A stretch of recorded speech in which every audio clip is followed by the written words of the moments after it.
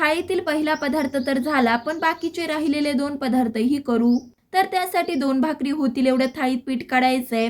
लागेल तसं पाणी घालून 3 ते 4 मिनिटं पीठ मळून घ्यायचंय.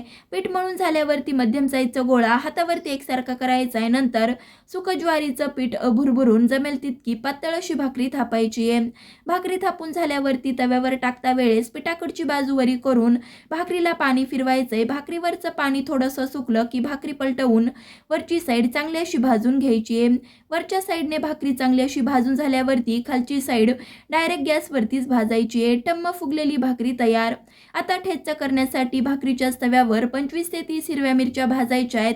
हलके डाग पडले की लगेचच अर्धा पळी तेल घालून खमंग अशा मिरच्या भाजून झाल्यावरती कोमटसर झाल्या की 25 ते 30 लसूण पाकळ्या, चवीपुरतं मीठ घालून ठेचा रगडून घ्यायचा आहे.